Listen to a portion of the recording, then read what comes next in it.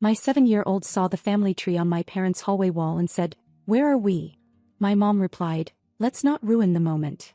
There were 38 names, everyone except me and my son. I took a deep breath and replied, "Then your name won't be on the list for the family vacation." And then panic started. I'm Grace, 35, single mom to a 7-year-old boy named Caleb. We live in Asheville where I work as a financial analyst. It's just the two of us. My parents live about 20 minutes away. They're the kind of Southern family that prides themselves on tradition and Sunday dinners. My older sister Lauren lives 5 minutes from them with her husband and their 3 kids. My younger brother Matt is married too, struggling a bit with money ever since their second baby was born. So I help out when I can. Covered their rent once. Bought them groceries more than a few times. I never thought of us as a perfect family, but I always assumed we were still a family. Until last Sunday. We were all at my parents' house for a casual get-together. Just burgers on the grill and some iced tea. Caleb disappeared down the hallway while we were catching up, and a few minutes later he called out to me, "Mom, where are we?" I walked over to see what he meant, and there he was standing in front of the big wooden framed family tree on the wall. It's been there forever. Someone had it custom-made years ago. Painted branches, little gold nameplates, organized by generation. Everyone always made a big deal about how beautiful and detailed it was. I looked at where Caleb was pointing. And I didn't see us. 38 names spanning 5 generations. My parents, my sister and her husband, all 3 of their kids. Matt, his wife, their new baby. Even my dad's cousin who moved to Florida in 1994. But not me. Not Caleb. I scanned every inch of it. Checked under the branches. Checked the corners like maybe someone added us small or off to the side. We weren't there. That's when my mom came around the corner.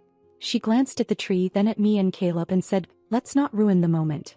Like the moment wasn't already ruined. I didn't argue. I just turned and said the first thing that came to mind. "Then your name won't be on the list for the family vacation." Her face didn't change much, but I felt the shift in the room. That quiet drop in energy, like everyone just got real still. Because they knew what that meant. The vacation was my doing. I just received my end-of-year bonus. I booked a 7-bedroom beach house in Charleston for all of us. My treat. No one else had to pay a dime. I wanted it to be special. For Caleb to be surrounded by cousins. For us all to have a week that felt like what family should feel like. My sister was already planning themed dinners. My brother told me it was a blessing. They were counting on it. I was the one making it happen. No. I wasn't even on the damn tree. Lauren tried to jump in, all calm and diplomatic, asking me to take a breath, that it had to be a mistake. Mom chimed in with some excuse about the artist not being finished yet. That it was just temporary. That of course we were part of the family. But no one had said anything until now. They had that tree updated months ago. It had been rehung. Glossed over like some prized painting. There was time to add everyone else. But somehow not me. Not my son. I told them I'd be canceling the vacation. Or maybe just going with Caleb and some close friends instead. But I wasn't about to fund a family event I wasn't even considered part of. That's when the real panic started. Matt's face went pale. His wife looked like she was going to cry. My sister started begging me not to make a rash decision. Dad finally came in from the patio asking what the hell was going on. And I just stood there listening to all of them defend what suddenly didn't feel like a family anymore. And deep down I knew this wasn't just about a missing name. This was about something they'd all decided long before. I didn't wait for them to come after me. I walked straight into the kitchen and started pulling out the folder where I kept the vacation details. Every rental agreement, every confirmation email, all the things I'd been organizing for months. Lauren followed me, her voice a little too careful, asking if I was serious. I told her I wasn't in the mood for passive-aggressive damage control. Either we were part of the family or we weren't. There was no middle ground where I wrote the checks and smiled from the outside. She tried to spin it like it was a mix-up. That mom probably just forgot to include me when she sent the names to the artist. That it was just a technical error. A technical error that left out the only single mother in the family. The only grandchild who doesn't carry someone else's last name. The only person who's never asked for anything but still gave when no one else could. I reminded her that we'd literally talked about the family tree over coffee a month ago. She was showing me how beautiful it was coming together. How she couldn't wait to show the kids. She used the word perfect. So yeah, it wasn't a mistake. It was a message. One I should have noticed earlier. That's when Matt walked in holding his phone like he was about to read me a statement. He said maybe we should all calm down and think about how this would affect the kids. That his daughter was excited about the trip. That canceling it would crush her. I told him what I should have said years ago. Maybe you should have thought about your kids before letting your family erase mine. He stood there for a second like I'd slapped him. His wife wouldn't even look at me. I asked him if he remembered when they couldn't pay rent in April and I wired $1,200 without hesitation. Or when I bought their toddler's car seat because they said they were tight for the month. Or when they got COVID last year and I drove an hour to drop off groceries and diapers on their porch. Apparently, all that wasn't enough to earn a gold plate on a painted tree. Then he said something that actually made my jaw tighten. He said Caleb wouldn't even remember this kind of stuff. That I was projecting. That maybe this was more about me than him. I walked right past him, straight to my mom who was sitting on the couch pretending to scroll her phone like we weren't tearing the family apart 3 feet away. I asked her one question. Why? He said I was being dramatic. That the artist didn't have space for everyone. That they had to make decisions about who to include. So they made one. And now so would I. I told them I'd be canceling the family vacation immediately. I'd find a new place for Caleb and me to go, maybe with friends, maybe just us. But no one else would be invited. Matt started getting nervous then. He asked if I was serious. That they'd already requested time off. That they couldn't afford to plan another trip on short notice. I told him that's not my problem anymore. Then he asked the bigger question. Does that mean you're cutting us off? Yes. Even with the baby? Yes. Even though we're struggling? Yes. I told him I had a child too. One they all apparently forgot existed. And I'd rather pour my resources into building a life where Caleb is wanted than keep patching holes in people who won't even give him a branch on a damn tree. No one argued after that. Lauren looked like she wanted to cry but didn't. My mom muttered something about how she didn't think it would go like this. My dad still hadn't said a word. I didn't yell. I didn't ask for apologies. I packed our things, took Caleb's hand and left. On the drive home, I kept thinking about how many years I'd spent trying to stay connected to people who clearly had a different definition of family than I did. They saw me as the backup plan, the emergency fund, the helper, the outsider who made things easier. Not anymore. Monday morning, I woke up early and sat at the kitchen table with a cup of coffee and my laptop. Caleb was still asleep, curled up in his dinosaur blanket, the way he always is after a weekend at my parents'. Except this time there hadn't been a goodbye hug from Grandma. No one waved from the porch. No one asked if we got home safe. I logged into my booking account and canceled the beach house. 7 bedrooms right on Folly Beach with a private pool and a grill on the deck. Gone in 10 seconds. I ate the deposit. It hurt, about $900 lost, but not more than seeing Caleb stare at that tree like he didn't exist. Not more than realizing my generosity had been accepted but not respected. By noon, the family text thread started blowing up. Lauren was first, of course. He always is. She sent this long message about how things had escalated too quickly, how she was sure it was an oversight, how Mom had just wanted the tree to be balanced. I didn't respond. She sent another message saying the kids were crushed and had already bought beach gear. Then Matt texted me separately. He asked if I was seriously canceling everything. I said yes. He asked what they were supposed to do now. I told him that wasn't my responsibility. He sent back a thumbs up emoji, then 5 minutes later followed it with a wall of text about how everyone hits rough patches, and how families should step up, especially when kids are involved. Funny. That was exactly what I'd been doing for the past 3 years. Stepping up. Quietly. I screenshotted the vacation cancellation, added a short message and sent it to the group thread. Vacation is canceled. Caleb and I will be making other plans. I'll also no longer be providing financial help to anyone in this family. Please don't reach out to me for support, favors, or money. Caleb and I will not attend family events unless we are explicitly included from the start. Then I muted the chat and closed my laptop. I expected silence. I got rage. That night I had 6 missed calls from Matt and 2 from my mom. Matt left me a voicemail where he sounded half panicked, half pissed. He said they were counting on the trip. That it was cruel to pull out when they had no time to make other plans. He brought up the baby. Said they needed formula and they were already behind on bills. He said I'd humiliated them. That his wife cried for 2 hours. That I was punishing his family over something that had nothing to do with them. Except it did. It had everything to do with all of them. Every person who looked at that tree and said nothing. Every person who smiled and nodded when my name was left off. Every person who had taken from me while quietly deciding Caleb and I were second tier. I didn't respond. The next day I got a call from my dad. That was surprising. He never calls me directly unless it's about someone being in the hospital. He asked if we could talk, just the 2 of us. I said no. He asked if we could have dinner, just him, me and Caleb. I asked why. He said he wanted to make things right. I asked him if we were on the family tree now. He said that wasn't really the point. I hung up. That evening Lauren posted a group photo from last Christmas. Everyone smiling around the fire holding mugs. The caption said, "Family is everything. You fight, you forgive, you move forward." Subtle if you don't know the context. I didn't take the bait. But I saved the photo. and I zoomed in. There I was, in the corner, half cropped out, holding Caleb on my lap. How long had I been invisible? That Thursday, Caleb and I were eating frozen pizza on the couch when he asked if we were still going to the beach. I told him not with everyone else, but yes, we'd still go. Just the two of us. Or maybe with friends. He thought about it for a minute, then asked if we could bring the metal detector we used at the lake last summer. I said absolutely. Later that night, I booked us a new place. Just a little 2-bedroom cottage near Tybee Island. Right on the sand. It had a porch swing and a kitchen and no one else's name on the lease. No group itinerary. No meal planning committee. No guilt-tripping texts.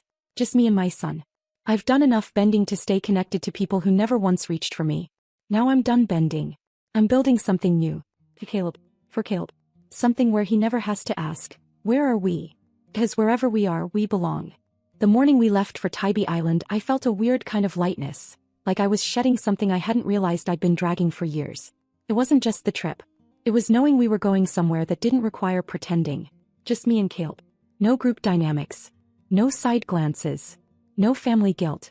He picked the music. Mostly movie soundtracks and whatever weird mashup he's currently obsessed with. We stopped for breakfast at a place off the highway that served pancakes the size of my face. He spilled syrup everywhere and I didn't even care. We got to the cottage around 2 p.m. It wasn't fancy, but it was ours. 2 bedrooms, a porch swing, and the sound of the ocean less than 200 feet away. That night we fell asleep on the couch watching a nature documentary, and for the first time in a while I didn't feel like I was on high alert. By the second day I caved and checked my phone. I hadn't planned to, but I was curious. It was chaos. Over a dozen missed calls. A thread of texts from Lauren trying to be the peacekeeper. A couple vague jabs from Matt. One from my mom that just said, "We need to talk." I ignored them all. What I didn't ignore was the email. It came from a woman I barely knew, Rachel, the wife of Matt's best friend. I almost deleted it thinking it was spam, but the subject line caught me off guard. "You deserve to know what's being said." The email wasn't long, but it hit like a punch to the stomach. She said she wasn't trying to cause drama, but that Matt had been talking about me. A lot. Apparently, ever since the trip got cancelled, he's been going around telling people I had a meltdown. That I was unstable. Controlling. Bitter. Then he said something that made me stop reading for a full minute. He told them the reason my name wasn't on the family tree was because no one ever really knew who Caleb's father was anyway. I couldn't move. I just stared at the words. I didn't even feel anger at first. Just this cold, hollow feeling I couldn't shake. He hadn't just taken shots at me. He had gone after Caleb. A 7-year-old who had done nothing but try to belong. My son who still makes birthday cards for people who forget his. And I remembered how many times I had covered for Matt. How I had made excuses for him. Paid his bills. Held his secrets. That was over. I closed the laptop, walked outside to the porch and watched Caleb play in the sand. He had no idea. No clue that someone who called him Buddy at Thanksgiving had dragged his name through the dirt behind his back. He was digging a hole for his plastic shark and humming to himself. I promised myself then, never again. The rest of the trip I didn't check my phone once. We built sandcastles, roasted marshmallows on the stove and watched the waves roll in. On our last night we sat on the porch and I asked Caleb what he wanted to do for our next adventure. He said, somewhere cold. Maybe with snow. So snow it would be. When we got home I started organizing things. I printed the email. Then I pulled bank statements and printed every transaction I'd made to help Matt over the last 3 years. Rent payments. Grocery money. That time I covered their car insurance so they wouldn't lose their vehicle. Came out to over $14,000. Then I did something I should have done a long time ago. I called my Uncle Alan. He's my mom's brother. The quiet one in the family, not big on drama but always observant. He's also on the board of a private elementary school here in Asheville. One that I've had my eye on for Caleb for over a year, but never thought I could ask for help with. I told him everything. Not just the tree. Not just the vacation. The years of being left out, the financial help no one acknowledged, and finally what Matt had said. He didn't interrupt. He didn't try to play both sides. He just said one thing. You've been carrying them longer than they ever carried you. Then he told me to expect a call from the school's director. I hung up and felt different. Not vindicated. Not even angry. Just grounded. Like the dust had finally settled and I could see everything clearly. For years I thought the right thing was to keep peace. To stay quiet. To be the helper, the bridge, the reliable one. But now I see what happens when you stay quiet too long. People start writing your story for you. Not anymore. 2 days after I talked to Uncle Alan, the school called. A woman named Jennifer from the admissions office introduced herself and said she'd love to schedule a tour for Caleb. No waiting list. No forms to battle. No long-winded pitch. She just said, "Uncle Alan speaks very highly of you. We'd love to meet your son." That call did something to me. It wasn't just about the school. It was about hearing those words, "We'd love to meet your son." No hesitation. No weird pauses. No pretending we didn't exist. I hung up, sat back and just breathed. Then came the knock. It was my mom. No warning. No text. Just her standing on my porch with a Tupperware container and that same rehearsed smile I'd seen her wear at every family event when something was about to be brushed under the rug. I didn't invite her in. She said she had leftovers. I told her we didn't need any. She hesitated, then asked if we could talk just for a minute. I stood in the doorway, Caleb in the back room playing video games. She glanced past me like she wanted to catch a glimpse of him. I didn't let her. She said they were going to have my name and Caleb's added to the family tree. Like that was supposed to fix it. She said it quietly like it was some kind of gift. A peace offering. I just stared at her. I didn't say thank you. I didn't say anything. Because in my head I was remembering every Christmas Caleb and I sat on the edge of things. Every birthday where his name was an afterthought. Every time I saw my siblings being celebrated while I was asked to understand why there wasn't room for more. She went on about how they talked it over, how they didn't mean for it to hurt, how the tree was supposed to be a simple project. Simple, I said. And yet you managed to make it so complicated. She tried to pass me the food again. I didn't take it. Then she asked a question I wasn't expecting. "What do you want from us?" And for once I gave the exact answer I always should have. Nothing. Because it wasn't about wanting more. It was about wanting respect. Inclusion. Acknowledgement. But when those things have to be asked for, begged for, they lose their meaning. She stood there a minute longer holding the food. Then she left. The next day something else unexpected happened. There was a letter in my mailbox. Handwritten. No return address, but I recognized the handwriting immediately. It was from Matt. I hadn't spoken to him since the fight. I assumed he was still spinning the story to anyone who'd listen. But this letter wasn't what I expected. It wasn't long. And it wasn't clean. He didn't defend himself. He didn't beg. He just said he was sorry. He said he knew he crossed a line when he talked about Caleb. That it was cruel, that he said it out of spite. And that even though he hated himself for it, he wouldn't blame me if I never spoke to him again. He admitted he'd been telling people I lost it. That I was trying to control everyone.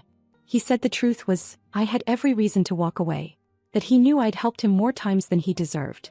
Then he wrote something I wasn't ready for. "I got used to you always showing up. I never asked why you did. I just assumed you would. I think that's what broke everything. I started expecting it instead of being grateful for it." He said he missed Caleb. That his daughter had been asking where her cousin was.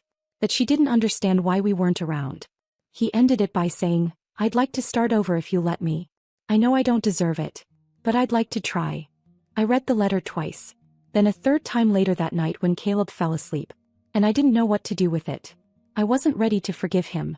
I wasn't sure I trusted him. But I believed one thing, that letter wasn't for show. It wasn't like my mom's performative fix-it speech. It wasn't like Lauren's texts full of fake neutrality. It felt raw, clumsy, human. He'd never been that honest with me in his life. I didn't call him. I didn't write back. But I didn't throw it away either. Instead, I tucked it into the same folder where I'd saved the screenshots, the receipts, the printed email from Rachel. But this time it didn't feel like evidence. It felt like the start of something different. Maybe not reconciliation yet, but something more than silence. I wasn't holding my breath. I wasn't waiting on change. But for the first time in weeks, the anger inside me didn't feel like it was burning through my skin. It just sat there, quiet, waiting.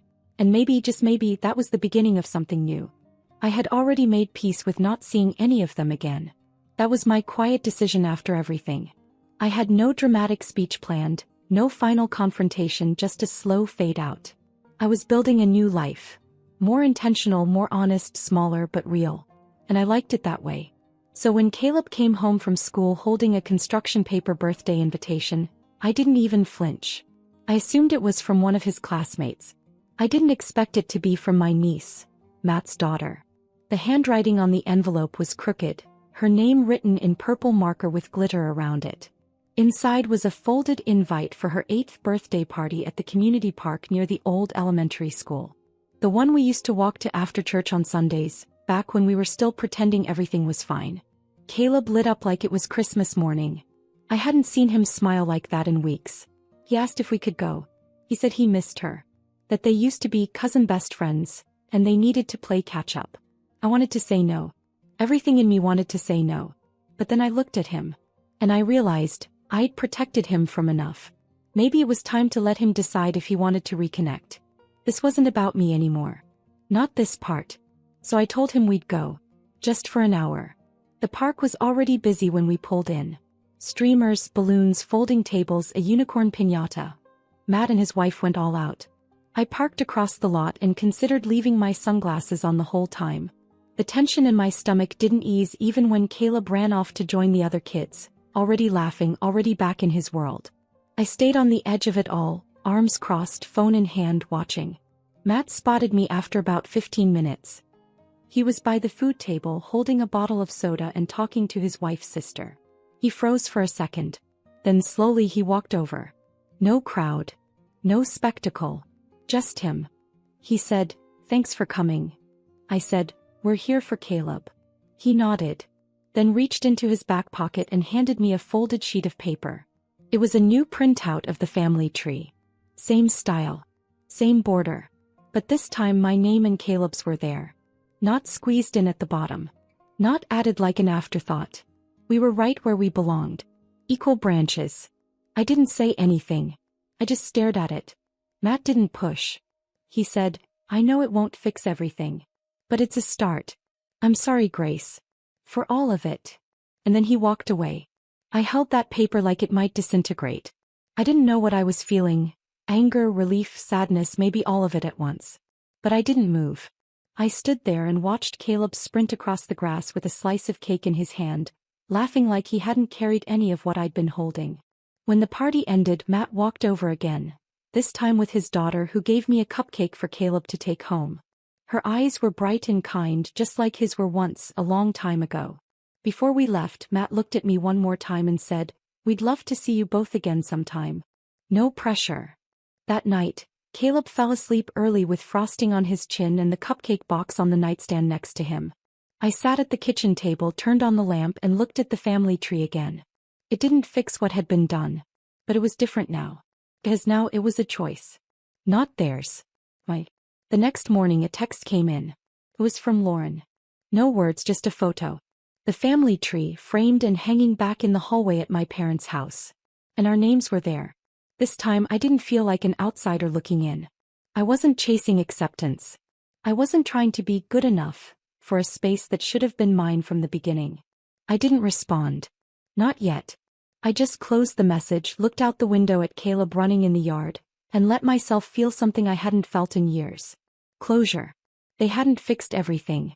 They probably never would. But Matt's letter, the invitation, the tree, those weren't just gestures.